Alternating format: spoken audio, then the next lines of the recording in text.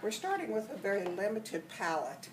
It's got the blue, yellow, and red, the primary colors. I also have on this palette the burnt sienna. And with all these three colors mixed together, you will make the burnt sienna.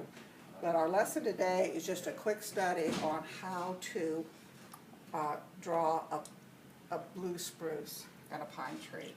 I always keep the colors wet, and I always work with a wet brush. Watercolors is all about water, and if you can control the water, you can paint anything. This is a phthalo blue. It's great for a turquoise. According to how much yellow you put, you can get a nice green. Little yellow, you can get a beautiful turquoise. I use the sculptured paintbrush, the one that's got the angle, because I can use it with a broad stroke, I can use it as a point. And when we start the spruce, it's always very slender at the top, and then as it comes down, if you notice, it's almost a ragged, nervous stroke.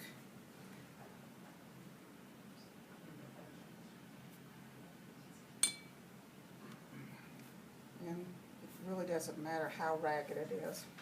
And then when you come through that with the burnt sienna, you want to alternate that trunk so it doesn't look like the trunk's out in front. You want it to feel like it's in the back. And when it goes through that, if those branches are wet, it's going to feed into those branches, where it feels like there is branches inside those. Put just a light color on one side, which would give it that dimension of the light shining. Now this is almost a Christmas tree.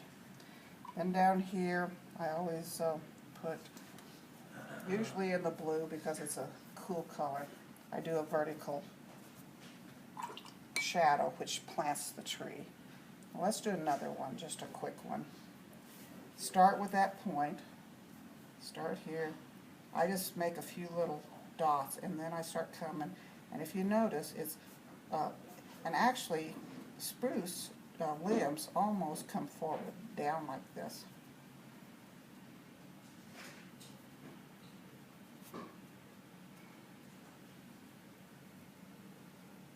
Now, this time I didn't really have that much color on the brush, so now I'm going to come back inside and do a heavier, darker center, which gives it that 3-dimension.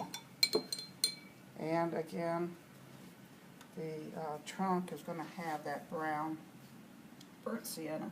And if you notice, I'm letting it happen, and this time it's wet enough and it's just feeding right into those branches. And spruces grow all the way to the ground, so we're just going to put the ground under it like this. To draw your trunk and go like this. Do not do it that way. This looks like a stick figure. Unless you're doing it very impressionistic or something like that. That's a no-no. You want to alternate that. It's amazing what you can do. It's just so simple. Okay, that's a quick study on how to paint a blue spruce.